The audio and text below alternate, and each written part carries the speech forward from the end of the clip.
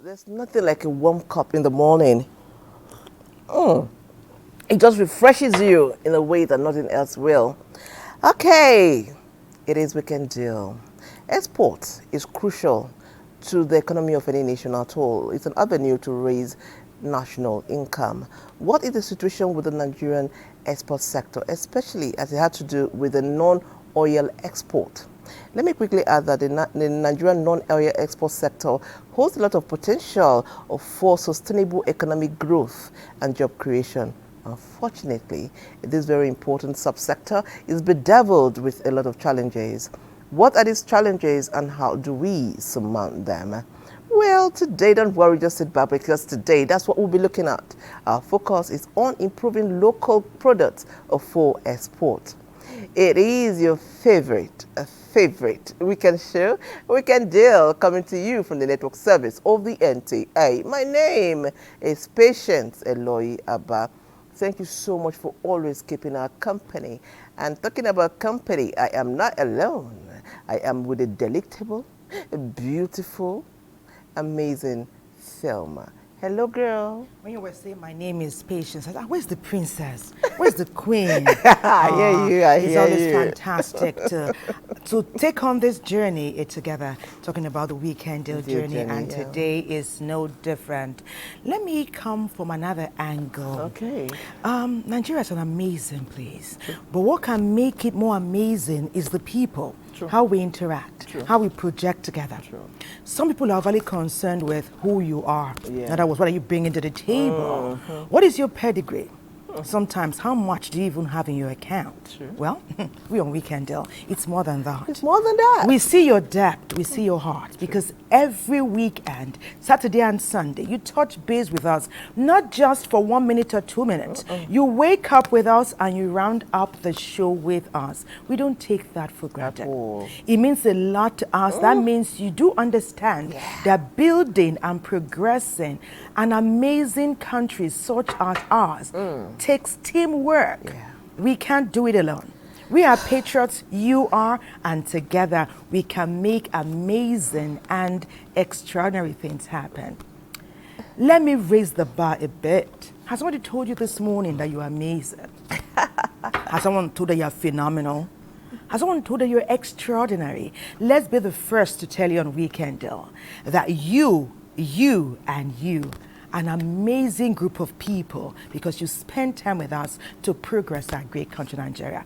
Let's stop just a bit, because Justin is ready now with the morning news. But once he's done, you can be sure that things will take off smoothly from the Weekend Deal studio, and we'll begin to unveil. You know, I've used the word amazing more than 3 times today, because when it concerns you and us, amazing is just the only word we can use to describe it. My name is Thelma Obaze, and it's time to touch base with Justin.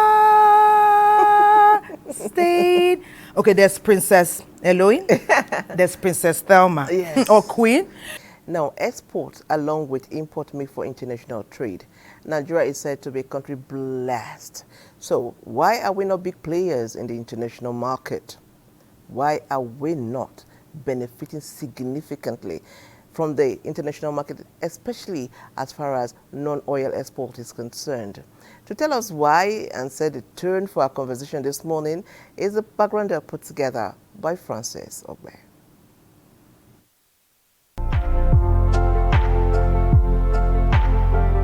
Exporting Nigerian goods to international markets is a process governed by several key regulations and compliance requirements. Understanding and adhering to this regulation is critical for any business aiming to succeed in the global marketplace. Nigerian exporters must comply with both local laws and the specific regulations of the destination countries. You have to identify which market are you targeting around the world. Its own spec is different.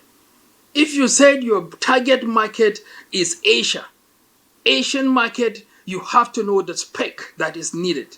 You have to know the packaging processes, the sizes, because the sizes matters, the language, communication, labeling, and what is permissible in their country. Not just one pattern, like now for Asian, you need to give them those little packaging. Or else you take raw materials to their own country and they claim ownership and repackage it, you're cut out of.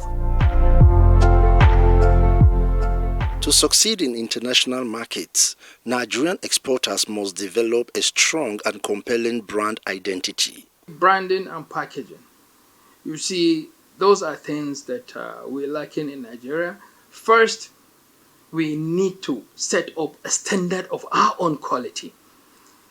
We shouldn't just allow someone who needs our product to dictate to us the standard of it. Some of these items, we don't even farm them. They grow in their own natural habitat. Look, for instance, turmeric. Who will tell you in Kaduna that he has a turmeric farm? It grows wild in its own natural habitat. They send children, women and children to go and pick it. And it turns to be the best of any turmeric you can compare around the world. By the way, which part of the country, of the world, that even identify African spices? We are cut off of it because we allow them to come and pick this thing at no cost, take it to their own country, change the origin of the product, and they claim. You can hear Indian spices, you can hear Chinese spices. Have you heard of any African spices? Certainly don't know, because we have sold it out. We have sold our own right. That's why they can dictate to you. While Nigeria has significant potential in non-oil exports, various challenges hinder the success of local businesses in international markets. No matter what you say the challenges are in those farmland, they are there. You see white man there, but you are scared to go there. What are they doing? They are packing all these things. And some that we don't even farm them, they wait for the season, they pay our young ones to now gather all these things for them. And you see them packing it. At what cost? They only pay them the labor to pack all these things. Who will tell you he has shea butter farms? It grows wild. The women go there and pick these things. Improving locally made goods for export is essential for Nigeria's economic diversification and growth. Exporters must navigate complex regulations and ensure compliance with international standards. What you are thinking to export outside the country. Did you even know what we have in the country? Do you even have value for them? Go to Kano. I always give this example. See the export that is informal export that is going there on daily basis. It's not hidden. You see the kind of trucks coming in with goods. Who checks the goods, the kind of goods they are coming in with? We don't farm gloves. We don't farm black seed, but they are cheaper here in Nigeria. See the kind of things we are bringing into this country. How, for God's sake, somebody from Nigeria will go and buy shea butter from outside ignorantly, while we have the best shea butter in the country? Unadulterated. You can eat it raw. So first, we need to identify them, where they are coming from, who are the farmers, and what do we have currently or annually, the volume we have, and the varieties we have. If you have those data, then you can talk of excess market to the export market. Anybody who asks you and say, look, what do you have now? If he's buying just once, I tell you that export is just stops there. Because him too maybe will combine with something and certify another market. But if It's a serious export market. He will lock you up for 5-10 years. Our focus on Weekend Deal today will be on improving locally made goods for export. Weekend Deal. You're watching Weekend Deal. We come on board every Saturday and Sunday from 7 to 9 on the Nigerian Television Authority, the NTA, just like today. We're talking today about something that impacts and can improve and galvanize our economy. Special focus on improving locally made goods and get them ready for export. Our first guest is here. He is Babatunde Faleke, Managing Director, Nigeria Exporters Hub. Let's see his profile.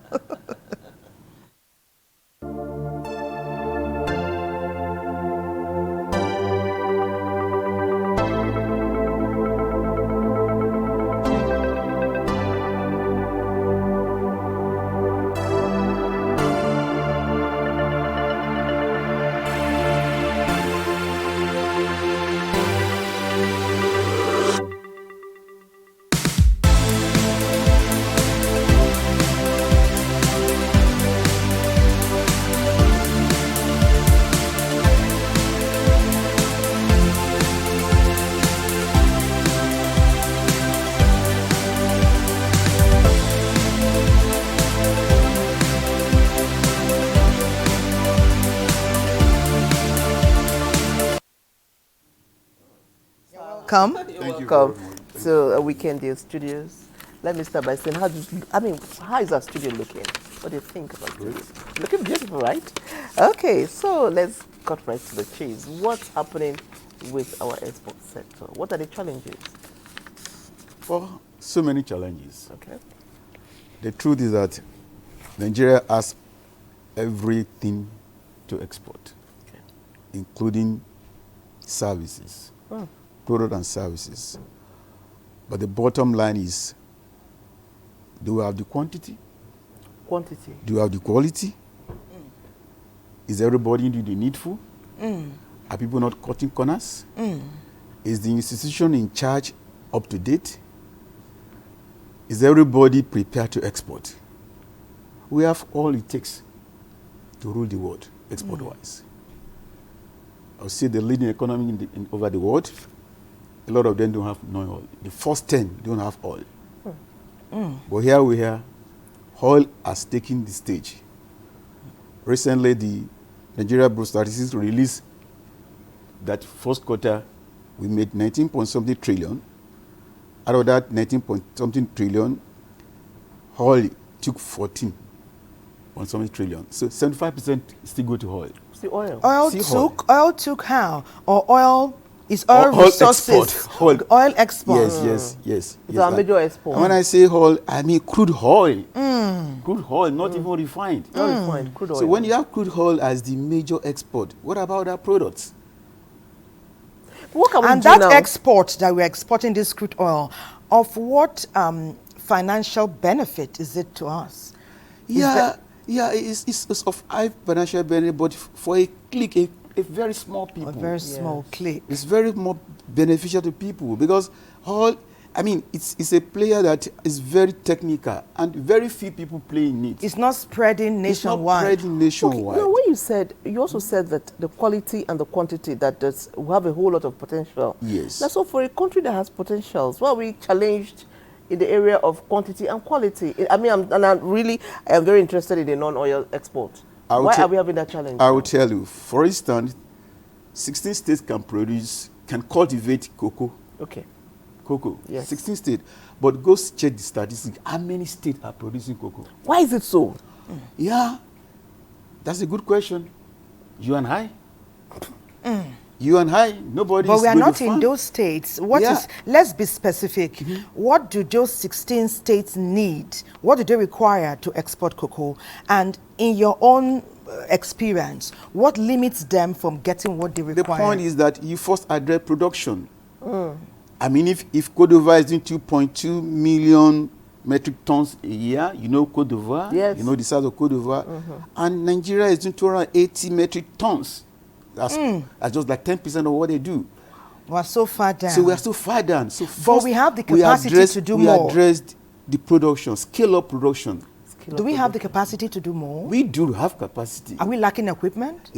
That is it. We lack equipment Are we because lacking most policies? agricultural policies are still manual. People they are not commercial farmers in the country. Okay. So when we talk I'm just talking about cocoa now. Yes, just cocoa. one. Yes.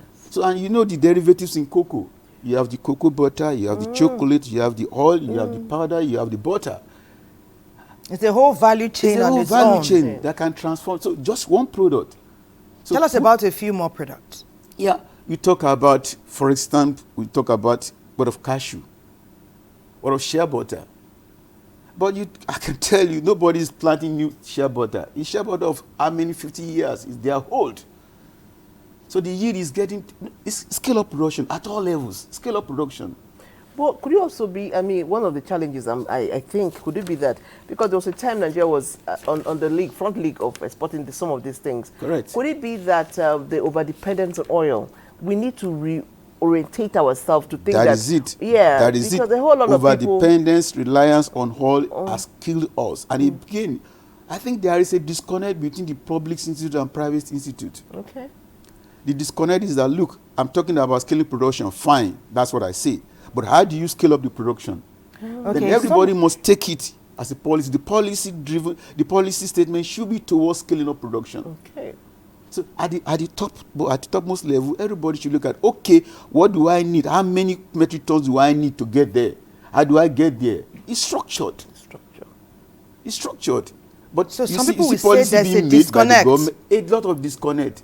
Because there are people, no doubt, who are yearning to export what they have found in their vicinity and their Correct. environment. Correct. But they lack, perhaps, they require perhaps resources. The policies don't favor them. But we'll come back to fine-tune this angle and perhaps talk about what has brought us to where we are now and, as always, the way forward. Right. NTA Owerri is ready. They've been working unrelentingly to bring their contribution to this very important topic to the fore today. Their focus is on the potential for Nigeria's export. We've been talking potential for almost 60 years or even more. NTA Owerri, what did you find?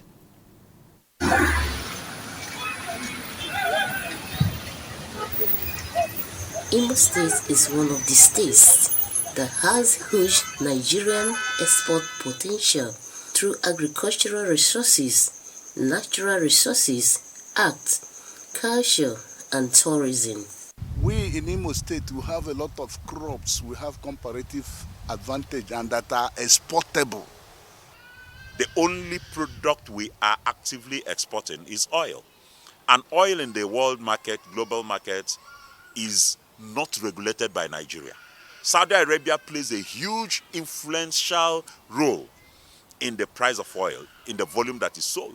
We don't determine it. So we take a chance. Whatever they say is what we get. And that affects us. We can get into non-oil produce, especially agricultural products. We have lots of agricultural products to export to generate revenue for the country, of which one of them is cashew nuts, which we are into. The need for diversification into non-oil exports is of great importance in Nigeria.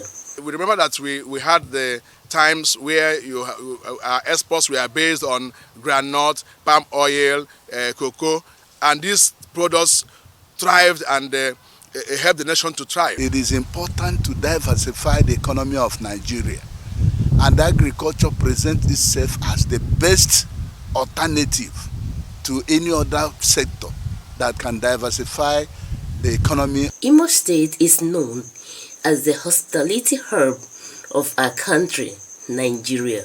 Anything hospitality comes to Imo State. And to underscore that, maybe to make a mention about the fact that we have over 2,000 very, very, very working and well-packaged hospitality facilities in Imo State, which includes hotels, cinemas, event centers, recreational parks, and a series of others.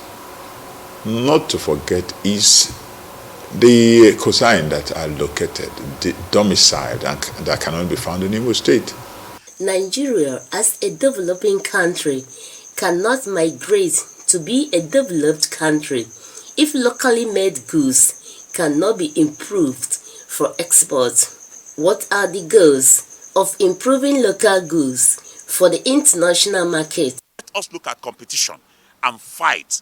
Let us be exposed to seminars abroad, trade fairs. Intervention in terms of machinery, because the world is driven by technology these days. So if you still rely on the old ways of doing things, you'll be out of place, out of the market. If the government can assist in areas of getting more plantations of cashews so that we can have enough. Currently, we don't even have enough cashew to go around. Right now, cashew nuts are of high demand. Power of positivism, tenacity, and willpower are the driving force that led to the success stories of these exporters and their products. Very fortunate enough to export to countries like to the US, the UK, Togo, Gambia. Some of our products, product ingredients and raw materials are locally made. We get our sources from other farmers, and we also cultivate some of our raw materials by ourselves too. Cashews go through very stringent processing standards, of which we supply almost all over the country. We're also exporting, and currently we are working with Nigerian Export Promotion Council to get our products to other parts of the world, in bigger countries, in large quantities.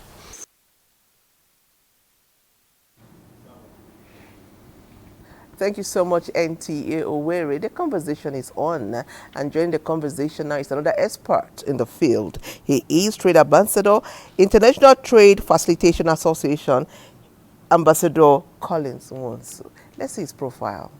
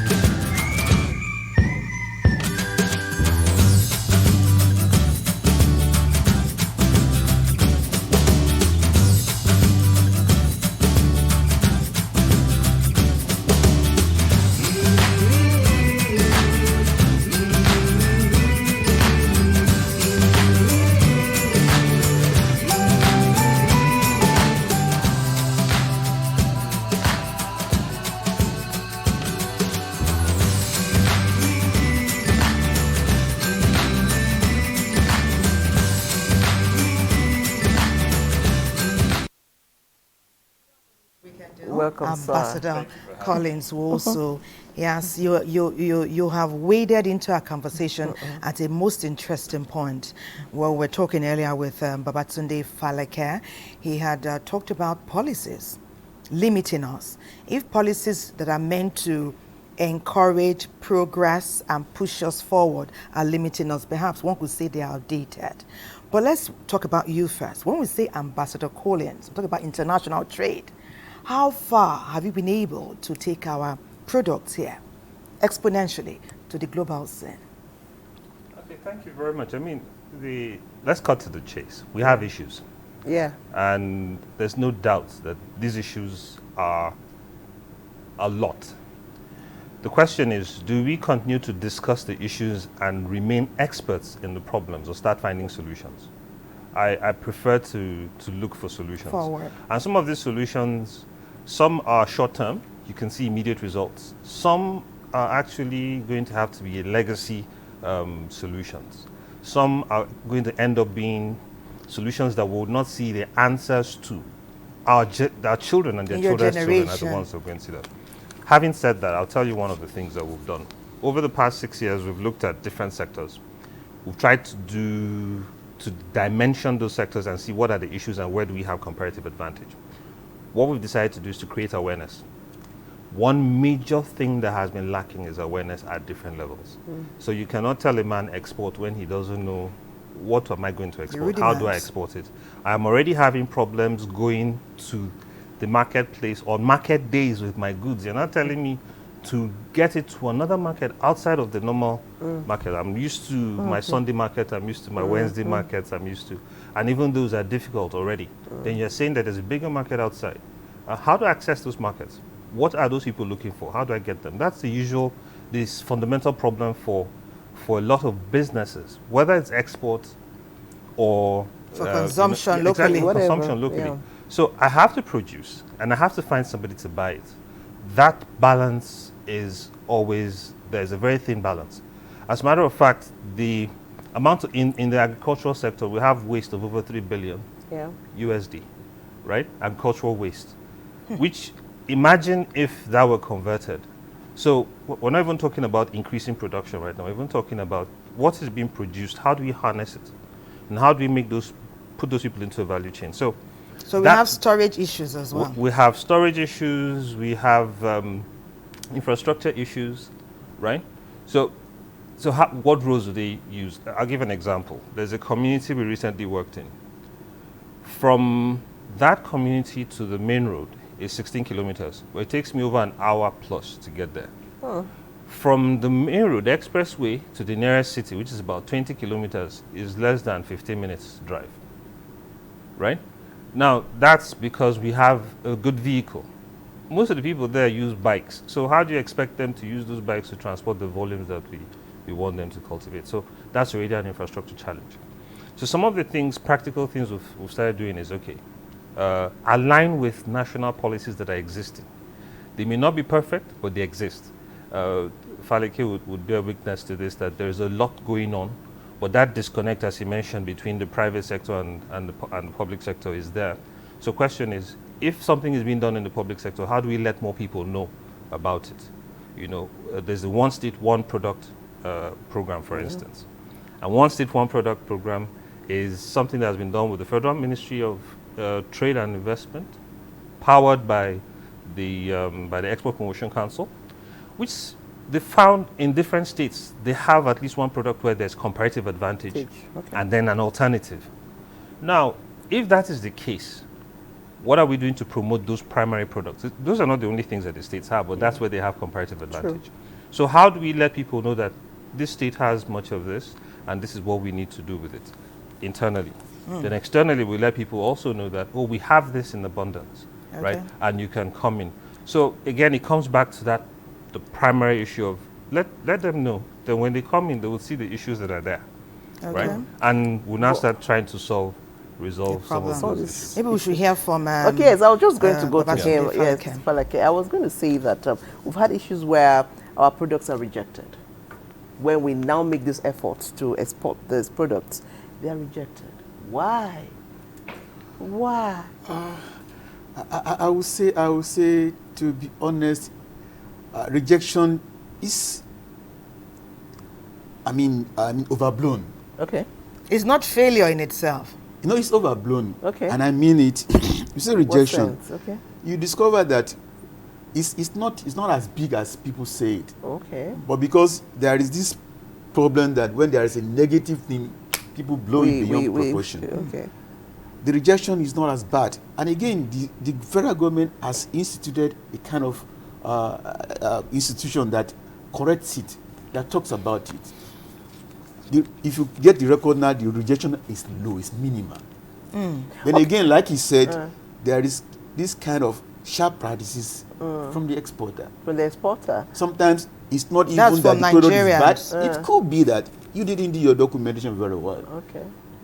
Again, it could put so many things in a container and you declare that it's just this item. But by the time they check over there, things are structured. They'll find something else. Okay, fine. Okay, I want you to react to the rejection, and I also want to talk about the bottlenecks. Is it very difficult to the process of getting? So they said documentation and all for exporters. If I want to export, is there any bureaucratic bottleneck, or it's easy for me to export if I have the products? It's easier for me to import than it is for me to export because of structure. But I would like to, having said that, I'll say this quickly. That I know that the federal government has instituted a group to deal with one of the major challenges, that documentation issue. Okay. How do exporters do it? So there's no duplicity of of documentation. I'm not doing something with SON. NAFDAC is asking me to do the same thing. So they're working on a single window right now, right? So it makes it easier for it makes to it easier. export. You go to one portal and you do that. So those are leaps. That's why I say I would not totally rule out the fact that things are being done. Yes. Perhaps the speed is not there. Perhaps we need more awareness so that Nigerians can hold those who are doing it accountable, right? We can begin to hold those in public office accountable to do that, and then more private sector leaning. But in terms of rejections, as you said, yes, there are rejections. But the major thing you would say is, if I want something and I ask you to produce it for me, I want you to produce it for me. The simple way of saying it is, there are general standards, right? So globally there are standards, which once you've met them, these are minimum standards. However, the person you want to sell to may have their own peculiar standards. Are you aware of those? So those we refer to as voluntary standards. So there are statutory standards and there are voluntary standards. So a lot of the trend we're seeing is more people are moving into voluntary standards. For instance, are you destroying the environment in which you're producing? People are becoming concerned about the environment. So you need to show me that. You need to prove to me that you're not destroying. So based on the fact that you may be destroying the environment, they will refuse your product, even if they are high standard and quality. What exactly is destruction? Just hold your thought. Please, I want to know what exactly destruction means. We'll come back to that, because I know that there are some American women that will not wear some outfits if they are made from fur. From fur, you know, they will say no. You had to harm somebody. You had to destroy some level of environment. We will not wear. We will not take. Okay, you're watching Weekend Deal. Very interesting discuss, and as always, we urge you to wade in, and the best way you can do that is by sending us SMS messages as well as a WhatsApp. We'll read them out so we can know how well informed are great Nigerians. Our second break beckons on Weekend Deal. We'll see you on the other side. Don't go away.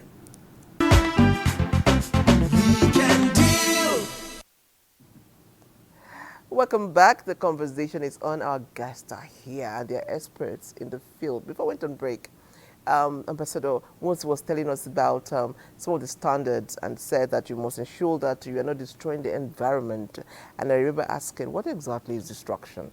What do you mean by destruction? So you take it from there. Okay, so if you recall, I said there are myriads of problems, but we need to start looking at this from a solution perspective. So tree felling is normal. People are cutting trees because of energy poverty. So there are different kinds of poverty that we're facing. So if I don't have access to energy, I need to find something that will provide energy. So I cut the tree, use the firewood. Now, if I'm now producing from that environment, someone would want to know, okay, if you're cutting trees, are you replacing the trees? So you have to prove that. And the way to do that is to find a certification body that would come and certify that you're actually planting trees. That can become a bit expensive. So what do you do in this instance? As I said, let me give you an example. One of the things we've done is a pilot. We try to do pilot programs where we see problems. We'll say, okay, what is the root of this problem? So we get in there and try to find the root and see if our current solution works end to end. If it does, we then start promoting it. That's where our advocacy comes in. We say, oh, we did this in this place. You can scale it. You can take this information, right? Because in our community, we have a way of hoarding information. We think if I tell you, then you'll take my business. Meanwhile, there's a lot of business out there. There's so much business out there. You can't handle all of it, right? So in one instance, what we did was work with the Global Environment Facility that is focused on the environment, and we worked in the share sector. So these guys are cutting trees. We found why they're cutting trees. Can we solve that problem? So we provided alternative energy sources. We trained them on producing to global standards. We provided them access to markets. So someone committed to taking everything they were going to produce. Why did we do that? We found out that a similar program had been run in Plateau State with regards to coffee. But when the farmers had planted coffee and it had grown and the time came for them to harvest and sell, there was nowhere to sell, right? So it became a problem. They had all this coffee, what would they do with it? And the person at that level is thinking subsistence. So you need to meet people at their level of need first before you raise them. take So them global. a lot of people destroyed the coffee that they had planted. Because they did not Yes, because they know did not how have to access take to it out. market. So it was a breach of trust. Oh, government made us do this. We've had a similar thing in cassava and all. So we provided that access end to end. And that was exciting. That led to Nigeria getting the first organic certification for shea. Right? So we're now sharing that story. Are you partnering with other people? We're partnering with other people. Right now, we have a product program that is going to run with several institutions. And NEPC is a major partner. And we're going to run it around the one state, one product. So you have comparative advantage. Remember, we're trying to align with national goals, what already exists. So on the one state, one product, every state has what they are doing. So can we help them raise those standards? Being more enlightened. Exactly, then provide them access to market, to make but them see more what you visible. can do though. I hope you are doing this on the NTA. Bring this information to the NTA where we have 36 states and all their platforms and community stations, so we can drive this information for you in the biggest and in the best way. But let me ask Mr. Babatunde now, please wade in. Nigeria Exporters Hub, I asked Ambassador earlier about partners, because we know that he cannot do it alone. Little matter how determined and focused. In issues like this now, where is the Nigeria Exporters Hub? And don't tell us it's just 20 months. You came in with a forecast. No, thank you very much. You see, like I said, there are policies, and like he said, good policies. The federal government, I think in 2022, 2021, talked about market access. I'm just going to give you a story how the NEXUP came to being, providing solution. Now, the federal government look at market access as an issue. So they choose to operate what we call export trade houses. Some people were given different region, but I'll limit to my region. The region that was given to Zina Group was Far East. And that is China and other. So he's been trading in China for 15 years now, counting, doing well. Now he got the export trade house, Nigeria Export Trade House in Yuan province. Now he discovered that he's so big, he can't satisfy. He can't. Now that led to the birth of NEXUP, Nigeria Exporters Hub. Now look, I've been given mandate to promote export. Then this market is big. Come, I will teach you how to export, what to export, and how to do it, and also give you an off-taker. That's the solution. Now, what we do is that you subscribe to our platform. It depends on what you want to do. You want to export 1 container, 10 containers, 20 containers. We have a platform. But are they listening? Are people coming on board? They are coming on board. That's the beauty. Just 20 months. And I can tell you, we have doubled that export since then. In as much as we want to celebrate the Nigeria Exporters Hub, what we're excited about, the Nigerians are listening to you. They are participating. Sure. They want to do more. They are participating. I don't want to advertise, but we are in the radio station even telling people, come. So you're going to tell us how to come, because one thing to tell people to come. We want to know how I'm going to come if I have to come. So, but let's allow NTA Abuja join this conversation. They are taking a look at improving product quality, the best practices. NTA Abuja, take it away.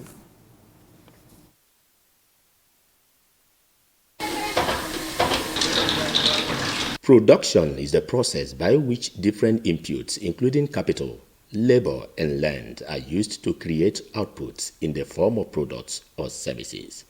It plays a pivotal role in the structural transformative process of a given economy by providing jobs and income opportunities. A visit to some of the production fields in Aba, the industrial hub of eastern Nigeria, reveals the resilience of local producers who have defied all odds to carve a niche for themselves in the manufacturing sector of the economy, thereby contributing to the gross domestic product of the country. We are into roads, road construction, building construction, erosion control, steel works. But we have a subsidiary which we call Descom Concrete and Descom Paint. Descom Concrete produce concrete poles, electric concrete poles, engineering culvert rings, industrial interlocks, concrete blocks and concrete blocks, all vibrated. The quality shoes we are making here have attracted some countries, neighboring countries, like US, like Chad, like Cameroon, Ghana, Cotonou, Togo, almost every part of the world, our shoes have traveled there. And we are competing with Vietnam, Italy, all these countries that knows how to make shoes. And the leather we are using here is Italian leather. These shoes has taken us where our certificates could not take us to. I started making bags and shoes from the scratch. So an opportunity came from Abia State government to go to China for training, automated shoemaking training, and I was among one of the people. I applied for it. Someone told me about it. I applied for it, and in 2017, I was among the 30 people that was taken to China for to learn shoemaking, automated shoe training. I have a customer in Canada. I have another one in UK. I have about 4 or 5 in UK. Then I have in US too. Curiosity, they say, is the mother of inventions. So, our team visited Amohuitem, an agrarian community in Bende local government area of Abia State, where a renowned palm oil mill in the 70s, though moribund over the years, has been revived. What we saw was indeed mind-blowing. This place was installed by Michael Okpara in 1952. In fact, this served as Fadama of 1952. Remember that palm oil, during that time, it was the only source of economy the country has. Our quality is very impressive. That's why the NAFDAC DG, on visit to Abia State recently, gave us free NAFDAC clarification, and is still on process. As soon as the process gets through, we'll start exporting. Inadequate power supply, high interest rate, difficulty in sourcing raw materials, poor packaging, and unfavorable economic policies have been identified as the major setback in actualizing full capacity production. These obstacles, industrialists say, are responsible for Nigeria's low export potentials. When you want to talk about standard that will conform with international acceptability, the biggest problem in Nigeria is packaging. You must package to the international standard. I'll give you an example. The yam you find in overseas shops are made in Ghana. But most of the yams made in Ghana goes from Nigeria to Ghana in order for it to meet that international standard, because the Ghana standard has passed that international level where it is properly cleaned and done. No doubt, Nigeria is blessed with enormous human and natural resources. But then, the manufacturing sector of the economy must be fully harnessed if the country must belong to the class of industrialized nations. Amazing outcome from Aba almost all the time. If you are a true Nigerian, you must know that Aba is a hub. Anything you want on planet Earth, whether you want it legitimately or on the other side, you will get it there. And it's our hope that they will get all the support that they require to put Nigeria on the global stage in terms of export. And that's where Ambassador Collins will continue to share with Nigerians what next for them. We've heard what we've been able to achieve. What next? What next? How does every Nigerian with the intent to export, how do they feel part of the bigger plan? How do they know when I'm ready, or how can I be ready so that I can harness what I have? Do we have cooperatives? Are you encouraging to come together in small units so that they can move faster? We do know that if you want to get results, sometimes team can get you there faster, teamwork. So one of the things we have done, Thelma, is to continually work with institutions that are existing. So rather than create, we have this habit of trying to create, we think that there's a problem, so we want to create a new thing, whereas there are already existing systems and structures that we could strengthen. So specifically right now, what we're encouraging Nigerians to do, if you're interested, go to any state that you're in, within 36 states. The Export Promotion Council has presence. Go and register your presence with them. Okay. Because we are reaching out to to NEPC to say, hey, look, our next program, which is coming up towards the end of the quarter, is to start interfacing with people within the states based on one state, one product. Okay. So we want to start working with those who are in those products first off. For instance, Aba, the focus is leather, right? Nasara, the focus is sesame. FCT is shea. So we'll be interfacing with... You have offices there? We're working with NEPC. Okay, okay. Right? So, as I said, why reinvent the wheel? Somebody is already doing what you want to do to some extent. And the Export Promotion Council already has presence across nationwide. So why do we have to create offices? That's now resource that we should be using to do the training. Else, yeah. We'll now use it to start paying rent. It doesn't make sense, which is why we partner. We're huge on partnerships. So, and my first point is anyone who is interested in exporting or you're already doing something, right? Go to the Export Promotion Council and register your presence, because very soon we'll be asking them to send the list of people to us, and we'll be announcing dates for trainings within, starting with the 6 geopolitical zones, then we'll cascade it down to states so that we can reach exporters where they are. Everyone. And start trying to raise the standard, because one is not just training, second is exposure. So currently we have a directory that is being built. So those who are meeting the standards that we are, so you have records. Yeah, we'll have records, and they will be exposed to the world. So wherever we're going to, say check the directory, you will find these people. Good one. We're also working with associations, right? So one of the things we found is rather than start running around to work with people, there are several associations that already have members, some 1,000, some 500. So when you pass information across to the association, it gets to their members. So being strategic is important, which is why I said, if we go the traditional route of complaining about everything and saying we want to solve the problem the traditional way, may not work. We'll have to find solutions within what exists. So first off, please go to NEPC, register your presence, register your business, let them know that you exist. So as we're calling for the list, you would be amongst those that will when work you say with. registration, before I go to Kano, we are going to go to Kano, but before we get that, what does the registration entail? Okay, you can actually do that online. Okay. You can actually go online to the NEPC website and register your business if it's a registered business. I must say this also quickly, that Nigeria is huge. If we want to be effective, we can't work with everybody at the same time. So there are people who may not meet the criteria. But if you have a registered business, just go online and register as an exporter. That's the first place to be. So what were the achievements? What were the highlights? Well, I can say that I work for 32 years with the Nigerian Export Promotion Council, and I just retired last year. Ooh. And I can say I did my best. I had good bosses. The environment is very wonderful, and the policies were put in place, and we were able to get to where we are today. Okay. If you see the track record of NEPC, it's been growing, and it's still growing. Okay. And we have the best of staff, north, west, south, east. NEPC staff is the best. Okay. And they are committed and hands-on. They are committed, even though the remuneration is very poor, and again, subvention is very poor. But then, out of that, and I just told you that I came back here now, I was drawn back to this place, next door, because NEPC created a platform for private sector to thrive. So they look at the market access, they also assist in the certification. A lot of things is being done there.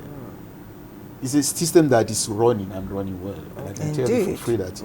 Just like we have heard severally from Ambassador. Ambassador, now based on what he's saying, we've gone specific now. You've told Nigerians where to go and register. After that, what next? We have content. Some say it's not well packaged. Some say the information is not enough. But now we know that Nigeria has what it takes to be number one, not just on the continent, but in the world. How soon can we get there? Is there a deliberate intention within a specific period to take us from potential to actuality on the big stage in the way that only Nigerians can? So that's like, we need to do this immediately, right? I know that most states have created like production centers. So, and these centers need to be publicized right?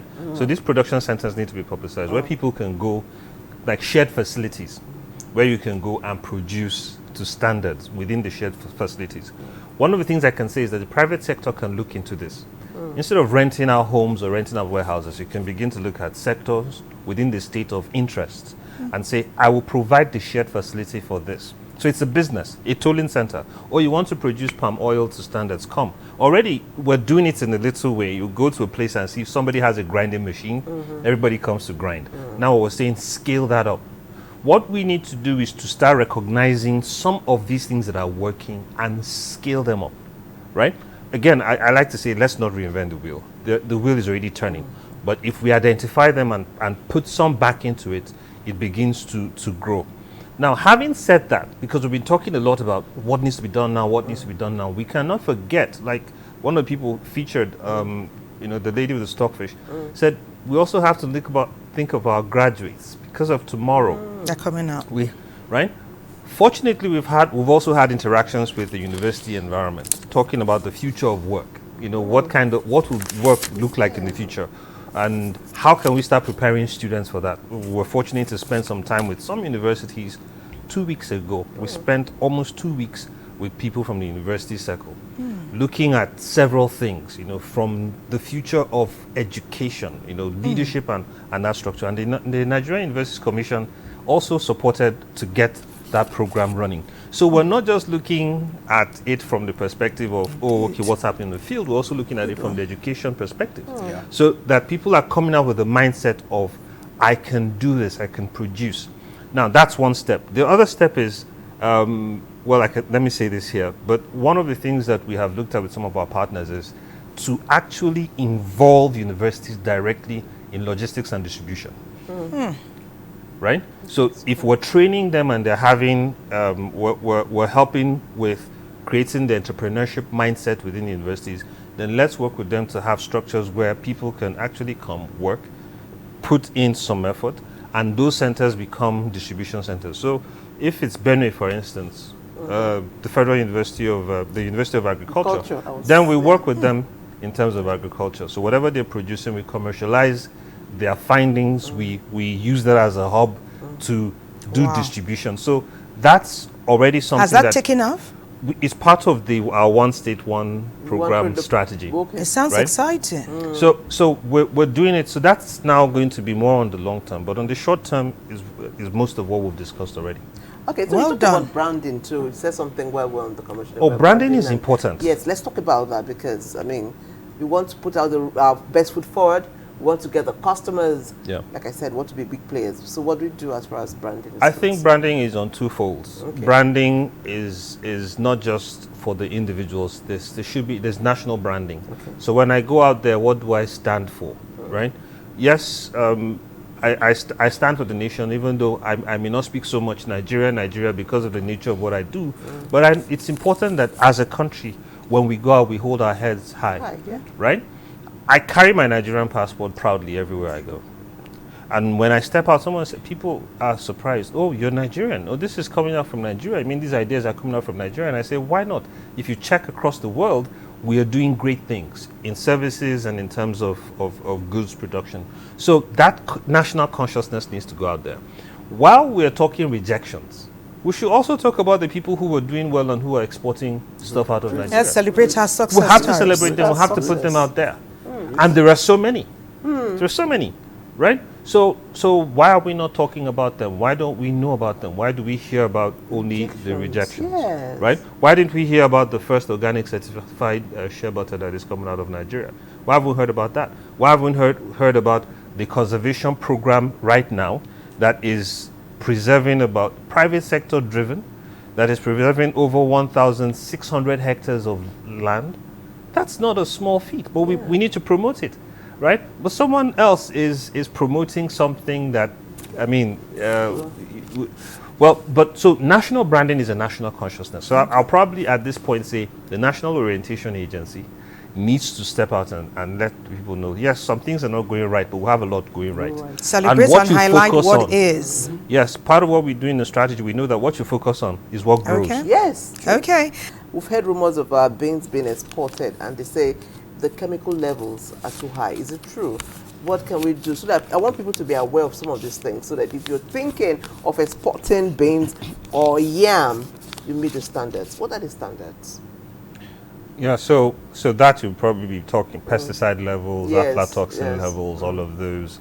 It's because I think primarily the level of production that is required for export, the volumes are high, and we're doing a lot of things manually. He'd mentioned that. So to support them, they use chemicals to kill weeds because they're doing it by hand and all of that. And that can be, that becomes an issue. So we may need to invest if you want to do it all manually, and that is what you're marketing, that this is all hand managed, then you need to employ more people and spend more money. So that means it implies a lot more finance is going to go into the manual production, or a lot more finance needs to go into equipment, right? So if we don't think of primary production as a business, a lot of people are looking at farming as subsistence. I need to survive. And if any SG is telling us over 104 million Nigerians are poor, that's just one dimension of poverty. We've not talked about other dimensions of poverty. So that number could actually go up. So conscious effort needs to be made in that direction. Second part is that for those who are making the effort, we need to support them, right? For the average business person, they're afraid. I mean, if you're fighting Dangote, that's the fact. It's all on the news. Then who is the small guy to say, if I invest, I would not. Somebody's not going to fight me. Do I have the energy? They can't even get a breath. It's because scary. The moment you put up a signboard, phallic hair and daughters, you now see somebody's asking you for oxygen tax, signboard tax. You know, terrible taxes. So you're not sure. But once we begin to streamline this, you know that if I get into this business space, these are the expectations of me. Even if there are many, you already know what is expected of you. You can plan. Yes. That way you can respond. But if you're going in and it's shady, you're not so sure. So when we talk of ease of doing business, it does not mean that the standards have been lowered. Basically, it means that it's transparent enough for me to know all the expectations. So if I get in there, I know that these are the steps that I need to take. And when I take those steps, I will get certain results. I can plan. And if we do that for the average Nigerian, that would help. So people that we've encouraged to create hubs, to create tolling centers, you know, just as they're doing overseas and some are doing locally. More people are opening up warehouses, people are opening up more production centers, investing in equipment. Then it helps. It helps, but that has to be. That has to be done. It's very encouraging, you know. I see two great men who want the best, not for any self-recognition or accolade. They want Nigeria to be better, and it's very encouraging for us. You know, if all of us are thinking Nigeria being patriots, we will galvanize faster. Sure. But let me hear from you, Mr. Babs, because I take the... How did you got Babs? I had to use it because the way the ambassador has described you, the way the ambassador has described you, I feel, you know, I feel elated to use that terminology because I see he has called you a patriot in no small way. He said it in many ways, and we're very, very proud that you're with us here to push Nigeria forward. That's why we are here. Good thing for Nigeria. We're about to go to join Godwin for sports now, and we've heard quite a lot. It is slightly discouraging that small-time business people may not be encouraged by what we see on ground. Everybody is saying government, government, government because of what their experiences have been. But we know government alone cannot do it. Who can be that big hand that will embrace and encourage, alongside all the hardworking people that are here with us today, to tell the Nigerian that there's hope for you, even if you want to export? Right, and I just tell you that Nexup is there as a solution center. Yes. One. Why? Because even last week we were in the camp to talk to the youth corpers. We were in all the camps that, look, you can do it. You don't need to look for a job. Take this as a serious business, because in the field of export, it's not only when you take raw material or product. There are so many playing levels. You could be the consultant, but you must understand what are you consulting for. There's a value chain. There's a value chain. You can play in logistics. You can play in documentation. You can play in capacity building. So, but you need to understand the process. You need to get acquainted. You need to get knowledge. So who will teach them the process? We get knowledge? Because he's doing one part. That's what we are saying, that look, come to us. We take you how to export. If that is the only you know, you can impart it. Then what to export? What again? Then again, he will tell you, okay, this is where to export to. Is it for a fee? It's for a fee because we are not token? government. Yes, It's token. yeah. And again, we also give you an off-taker. What else do you want? Okay. Okay, this is the market. We have been assigned to manage Far East. And we are not even going beyond that. We are going to America. But let me We are going challenge to you, so many Mr. Babs. places. You need to do a bit more. We just heard, you need to do a bit more. We just heard ambassadors say, and patients read from the dailies, that over 104 million Nigerians are living in dire poverty. Right. Each of us here is helping at least 5 people, sometimes on a daily basis, Yes. with the little that we have. Right. I want you to run a program that will be free. We do. For example, nobody gave us money to go to camp to teach people what to do. Oh, nice. Then again, we train. Then apart from that, but because these things are also, I mean, we don't have that resources, Don't but have we that make it so cheap. For example, who will tell you to come and eat? It's not common, but we are patriotic. This is the market, and we are saying that okay, if you can hand your dollar, for example, there will not be pressure on dollar. If you need dollar, That's you the thing. use it. That's the thing. So, but then if we are even saying okay, come as cooperatives. We have I was to be saying program earlier, called teaming collabo. up, If yes. you don't have it, don't go to bank and hand. And we also discovered there is a financial issue. So we are talking to banks on behalf of people. When we are training you, okay, can you access your bank? Can you talk to Nexim that will give you 1-digit loan? Good one. Wow. So we are connecting. But we want you to do beyond the talk. You be the bridge. You be the bridge makers. Well, But take left hand to right hand, join them together. Sit with both parties. We are the bridge. For example, we are also talking. We have engaged ourselves to do advocacy. From next month, you see us going to Kano, going to Lagos. We'll be there talking to people that where we are. Come, we are here, and we are going to launch 10 containers from subscribers from Lagos. Amazing stuff. Yes, people that are bought into our program. Okay. So and we are exporting cassia. We put you on the spot and I'm getting But I great think results. Well I done. was going to. Well I done. just wanted to mention something that there is a danger in making everything free. Exactly. We have Not become everything. yes, we've become so subsidy dependent that everything we need to do it free. Somebody will say, "Come and breathe air for me." That's where we're getting to, right? And that's a dangerous. No, that's a not at all. dangerous, very Not very at all. dangerous thing. While we will demand for certain things that need to be done for us, we also need to start raising responsible young men and women who say, look, I'm going to do this for myself, right? So if I want to put myself through school, through the university, and someone is saying, okay, when you go through the university, I'll also give you some certain skill sets and access that will help you to be a better person. It doesn't have to be free. So long as you can see the results, you've seen people who have passed before you, who have gained from it, then you know that that's an investment. So we need to start looking at our future from the investment perspective, It's right? good. And it's not always free. You know what I meant? What I meant, because I heard here somewhere from one of our guests too, that if something is free, somebody has taken up the financial responsibility. Yeah. So what I'm saying is perhaps you now being the expert in the industry will seek partnerships where young people can come and they just pay a token. And sometimes on a promo level, you could help a group of people from select communities who have had incessant challenges and bring them out. It could be 15, 20, 30, like from Bono, for example, where there's so many challenges in that regard. Some of them do not even have the resources to pay. But somebody, your big partners, can Exactly, support I you think with a little so that they can come in and get that knowledge. we are closing. So in closing, Ambassador Collins, tell us. Close. Yeah, I think maybe at the risk of sounding a bit philosophical, what I have to say is that problems abound. But if there are no problems, you cannot provide a solution. So people are paid and called solution providers. So what solutions are you paying for? Right? So within those problems, we're going to have to find solutions. And that's where our progress and our success would come. And as I said, it's at the risk of sounding philosophical, but that's what we're going to do. You have to look at the problems in the face and say, what solutions can I provide? Okay. And once you provide that, that value comes out of it. Value comes Okay, in, Mr. so- Babs. I take it from Collins. If Far East is the most difficult place to play, and this company that I represent have played there for 15 years, then there is no obstacle that is not of something small table. we Who can can surmount make it? it. Next up is there a solution center, gateway to international trade. Come, let's work together, and we can Okay. put dollar in every home. Okay, I want dollars. We can- 104 million Nigerians in poverty. We're here to bring change. Yeah. God bless Nigeria. Let's do it again tomorrow. Bye-bye. Thank you. Yeah, say bye-bye to that. Bye.